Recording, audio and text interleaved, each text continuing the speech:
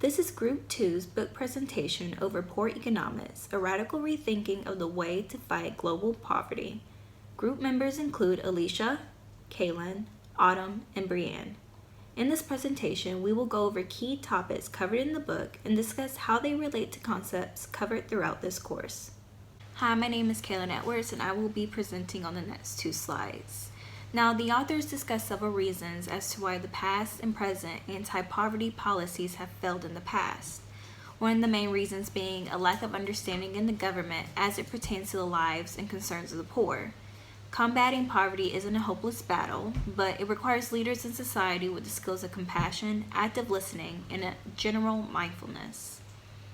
The authors state that if we listen to the poor more closely, then we will be able not to construct a toolbox of effective policies, but also to better understand why the poor live the way they do. By self-fulfilling prophecies, radical thinking requires sincere empathy and a clear understanding that can be gained through leaders who are willing to listen to the concerns of others. Compassion, active listening, and mindfulness are topics not only discussed in the Becoming a Resident Leader textbook, but are listed as 3 qualities that make great leaders. Compassion, as the textbook states, is a very important aspect of the human experience and human relationships. While mindfulness is described as learning to live in a state of reflection and openness in which we are tuned into self, others, and our environment. These are the qualities of resident relationships and sustainable, effective leadership. Having more leaders and policies implemented with these 3 qualities in mind, society can identify the poverty traps where they really are and know which tools we need to give the poor to help them get out of them.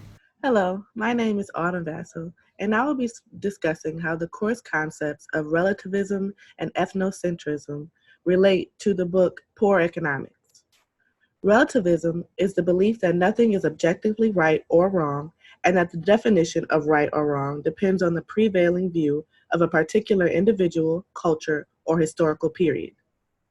Ethnocentrism is the act of judging another culture based on preconceptions that are found in the values and standards of one's own culture, especially regarding language, behavior, customs, and religion. Both relativism and ethnocentrism create major problems in business and in the world. Poor economics highlights the agency of poor men and women whose actions may be influenced by misinformation, myths, and culture, but who are ultimately responsible for their own lives.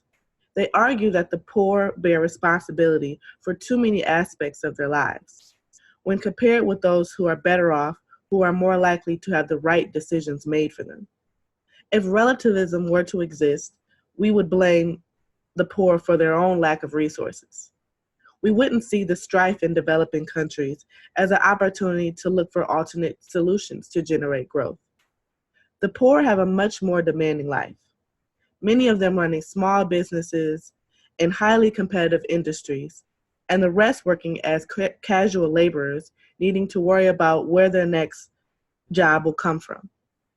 Their lives can significantly be improved by making it as easy as possible to do the right thing. A logical approach. Poor economies, by definition, have less resources and are the most vulnerable. Making them responsible for their own employment and pushing them into becoming entrepreneurs is misleading and harmful. It will be best to come up with specific outcomes that will help the quality of life for the poor. Combining a pragmatic and human operating philosophy approach, there can be solutions for the dilemma Bangry and Duflo describe. Number 1, creating conditions for self-selecting entrepreneurs to start up and grow business. 2, designing public policies to help men and women in poor economies scale up their efforts and achieve a longer-lasting impact. The authors also suggest governmental resources to help create large enough businesses by providing loan guarantees to medium-sized ventures. These solutions would aid to the author's ideas of poverty reduction. These ideas would also be in regard to understanding the issues with poor economies and understanding how to help them. As stated in the book, small changes can have big effects. Hi there, my name is Bree Backen, and my portion of the presentation is going to cover corruption in business and how this directly impacts the economic status of people in society. So corruption is often used to refer to either bribery or extortion. In the book that we covered, Poor Economics, the author states that poverty causes corruption and corruption causes poverty. It goes on to give examples on how corruption is simply a dereliction of duty, and it talks about how it creates massive inefficiencies in the economic system. An example of this would be if teachers or nurses decided not to come to work, and all the money that in healthcare policies that would be lost because of this.